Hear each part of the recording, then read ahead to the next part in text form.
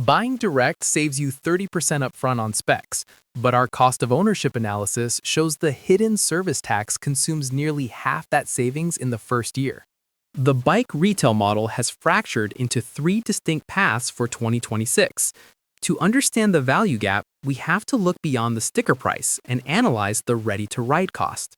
At the $2,500 price point, the hardware gap is undeniable. Canyon's Endurance CF7 delivers a carbon frame and electronic 105 Daitu. For the same money, the Trek Domane AL restricts you to aluminum and mechanical shifting. However, the direct model hides a competence tax. If you cannot build the bike yourself, professional assembly costs $150. A basic bike fit, often included at dealers, is another $250. Add a first-year tune-up, and you have added $500 to your purchase. This means your initial 30% savings effectively shrinks to 12% after year one. The dealer premium isn't just profit, it is prepaid labor and insurance against mechanical error. Giant and Specialized are aggressively pushing the hybrid model for 2026. You order online, but pick up at a retailer.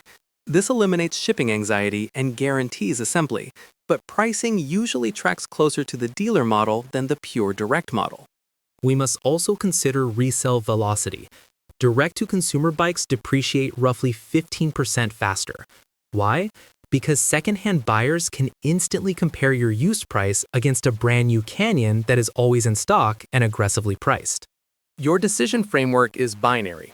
If you own a torque wrench and know your stack and reach coordinates, buy direct for the superior hardware. If this is your first performance bike, the dealer premium is necessary tuition. The ultimate value hack in 2026? Buy a 1-year-old direct bike. The original owner paid the shipping and assembly tax, and you benefit from the steeper depreciation curve.